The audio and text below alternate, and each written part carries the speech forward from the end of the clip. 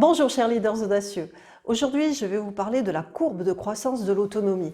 Et en fait, pour parler de cette courbe de croissance de l'autonomie, je vais commencer par nous raconter une histoire que vous et moi, nous connaissons bien puisque nous y sommes tous passés.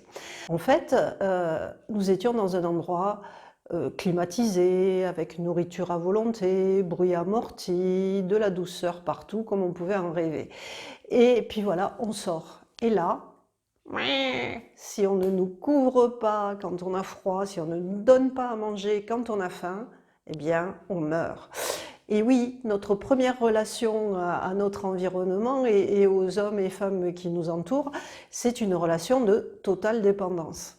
Il paraît que ceux qui ont eu des enfants s'en sont aperçus, vers les 2 ans, le mot qui apparaît dans la bouche de nos chers enfants, c'est « non ».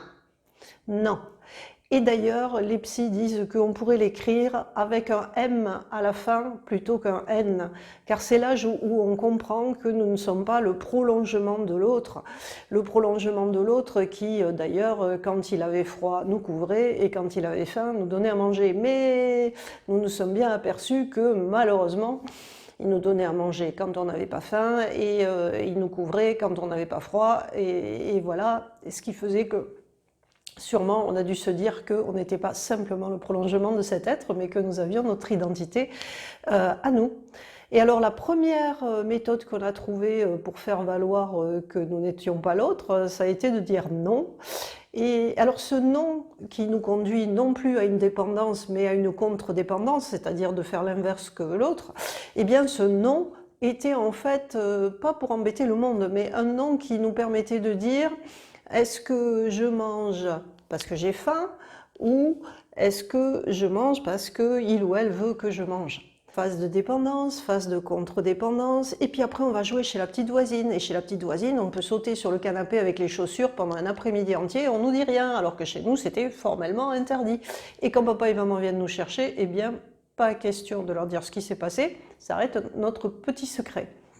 Et donc, ceci pour dire que nous entamons les prémices de ce que sera l'indépendance. Et puis, à cette époque-là, d'ailleurs, les psys disent que les enfants jouent l'un à côté de l'autre, mais pas l'un avec l'autre.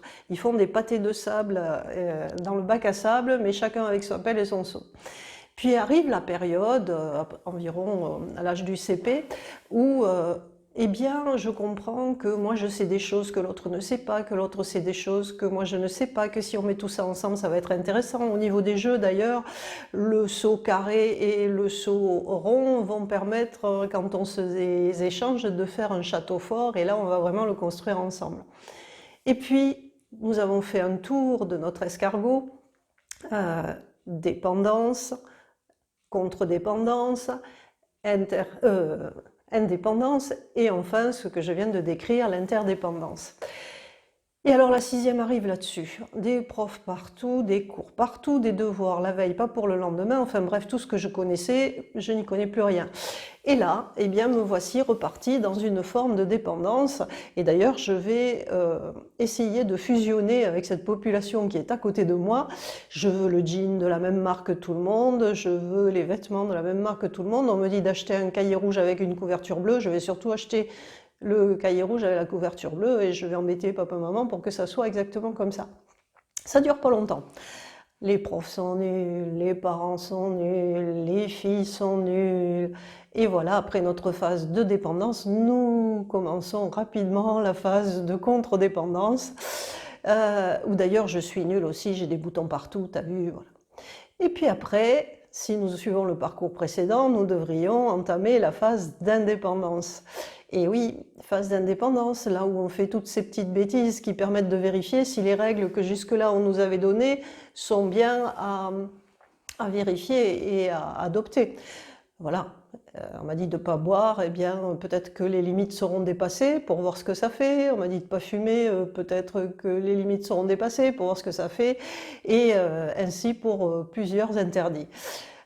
Et enfin, une fois qu'on est sorti de cette phase d'indépendance, c'est-à-dire on croit que pour faire ce qu'on veut, il ne faut pas être en rapport avec l'autorité, tout se fait en catimini. pour basculer enfin dans l'interdépendance où on ne va pas se forcer à être celui que l'on n'est pas, mais on va au contraire s'affirmer et dire des oui et des non bien pesés pour faire valoir ce qui on est tout en respectant les autres. Donc on est dans l'interdépendance qui est en fait la base de l'autonomie. Et donc par rapport à ça, ce que dit Vincent Lennart à partir de là, c'est que nous ne sommes plus dans un cycle compulsif où on va repasser dépendance, contre-dépendance, indépendance, interdépendance, mais qu'on va pouvoir choisir les cases dans lesquelles on a envie de se mettre.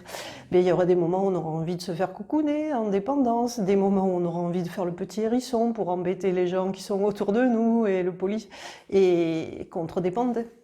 En contre-dépendance. Et puis des fois on fera notre petit polisson pour faire ça qu'on veut quand on veut, sans que personne nous dise ce qu'on est à faire, soirée entre filles, entre garçons, bon bref, et pour aller enfin jusqu'à faire des choses dans lesquelles chacun se retrouve en co-construction.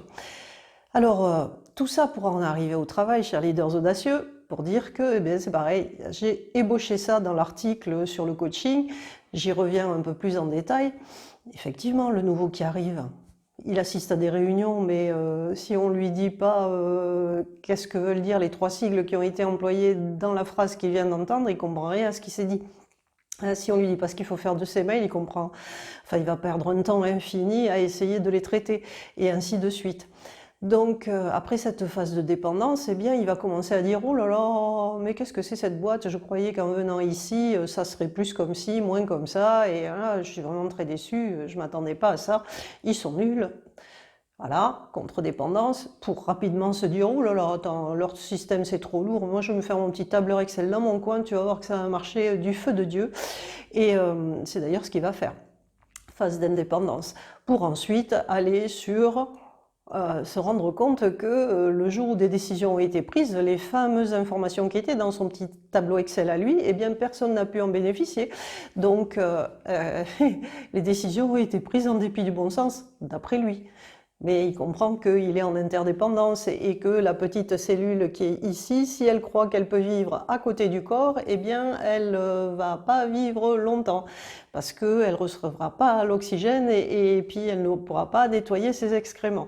Donc l'interdépendance est enfin acquise. Donc voilà, chers leaders audacieux, et sachez que ça peut continuer très très longtemps. Un collègue à moi me racontait qu'il avait coaché la femme d'un PDG dans une PME, et puis voilà, ce PDG, arrivant à l'âge de la retraite, avait remis les clés de la maison à un nouveau patron, mais sa femme était restée salariée à l'intérieur, et elle avait demandé à mon collègue de bien vouloir l'accompagner elle aussi. Et donc, évidemment, au début de l'entretien, il lui dit « Alors, comment va votre mari ?»« Oh là là, Olivier, m'en parlez pas. Depuis qu'il est à la retraite, mais je ne le reconnais pas. » Ah bon, vous ne le reconnaissez pas, c'est-à-dire, eh bien, vous voyez bien comme il était actif, vous l'avez connu, vous avez vu cette belle entreprise qu'il a montée. Voilà, en fait, là, le matin, il se lève, il déjeune, il s'assied sur le canapé et il ne bouge pas de la matinée. Pas même l'initiative d'aller acheter le pain. Vous voyez, Olivier? Ah et mon collègue revoit notre petite courbe de la croissance de l'autonomie et il se dit « Ah oui ». Et il regarde cette dame et il lui dit « Oh, vous inquiétez pas, dans quelques temps, il va vous expliquer que vraiment, votre cuisine, elle est pas bien rangée, enfin, il y a des choses qui vont pas là-dedans. » Et donc, l'accompagnement s'étale dans le temps et puis il revient et là, il lui dit « Alors, comment va votre mari ?» On ne parlait pas, Olivier. Vous savez, il m'a dit que la petite étagère que j'ai juste à côté de la plaque de cuisson, elle est vraiment mal placée et que ça serait bien plus pratique d'ailleurs si on mettait toutes les huiles et autres à tel endroit. Alors, mon collègue lui dit « Ah ben, la prochaine fois qu'on se voit, vous me raconterez qu'il a déménagé l'étagère sans vous demander votre avis. » Hein, lui, il était toujours dans dépendance, contre-dépendance, là on y était, donc la phase d'après, indépendance. Je fais, mais sans en faire référence aux autres, et moi tout seul dans mon coin. Et la fois d'après, il revient, et là, elle éclate de rire avant même qu'il soit arrivé, elle dit « Ça y est, il m'a démonté l'étagère et il l'a mise ailleurs. » Donc voilà, chers leaders audacieux, un petit décodeur pour comprendre cette courbe de croissance de l'autonomie qui nous sert un peu à ne pas nous agacer. Pourquoi? Parce que dans plein de situations, on peut être démuni.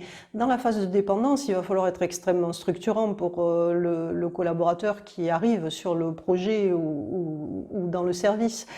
Donc ça, à nous de le savoir. Mais il faut savoir aussi qu'à partir d'un moment, il va commencer à critiquer ou à râler ou à remettre en question ce qu'on est en train de lui proposer. Eh bien, au lieu de nous agacer, disons-nous que nous avons bien travaillé et que ça y est, il est en train de muter en phase de contre-dépendance. Et c'est essentiel qu'il passe par là parce qu'on ne peut accéder à l'autonomie que quand on a fait les 2 cases qui séparent la dépendance de l'interdépendance. Et donc après, eh bien, il va commencer à faire des choses sans rendre compte. Ça veut dire que là, il faudra être un peu plus vigilant que d'habitude parce que les reportings, les comptes rendus et les états d'avancement, on n'en verra pas trop la couleur. Donc il faudra aller les chercher. Et enfin, la dernière phase, la phase d'interdépendance, où là, on pourra co-construire avec lui et ça va être un vrai régal que de pouvoir avancer avec cette intelligence de plus avec laquelle créer. Voilà, chers leaders audacieux, si cette petite explication sur la courbe de croissance de l'autonomie vous plaît, eh bien, n'hésitez pas à la faire circuler. Et si ce n'est pas encore fait, abonnez-vous. Hein, j'en serai ravie de vous compter un de plus parmi nous. À très bientôt, à dimanche 12h12. Bye bye!